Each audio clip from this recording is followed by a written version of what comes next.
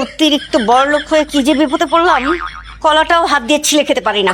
Same here, what to do? আসসালামু আলাইকুম। ওয়ালাইকুম। দেখি তোমাকে তো আমি বলছি ঘরের মধ্যে তুমি লুঙ্গি পরবা না। লুঙ্গি বাংলাদেশের ঐতিহ্যবাহী পোশাক। লুঙ্গি পরে বসতে আরাম, লুঙ্গি পরে শুইতে আরাম, লুঙ্গি পরে খাইতে আরাম, সেই জন্য আমি লুঙ্গি পরি। কিন্তু আব্বা, এই যে আপনি খাইতে বসলেও প্যান্ট পরেন, ঘুমাইতে গেলেও প্যান্ট পরেন, আপনার বাতাস ঢুকে কিভাবে? চুপ থাকো। আমার কোথা থেকে বাতাস ঢুকবে সেটা নিয়ে তোমার চিন্তা করতে হবে না। আমাদের পুরো বাড়িতে এসি লাগানো আছে।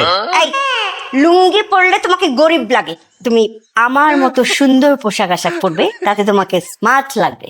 আপনি এই বয়সে যেরকম সাজগোজ আর মেকআপ মাইরা থাকেন, আপনাকে দেখতে মনে হয় স্টার জলসার কুটনি শাশুড়ি। কি বললে?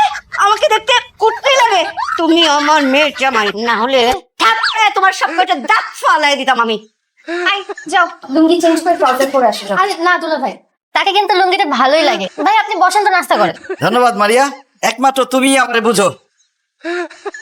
সব এই, তুমি হাত দিয়ে খাচ্ছ কেন? কি নোংরা! ছি!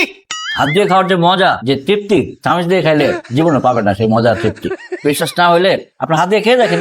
অসম্ভব, আমরা জীবনেও হাত দিয়ে খেতে পারবো না।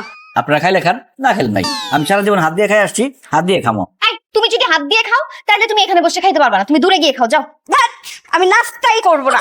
এই বুয়া, চা দিয়ে যা।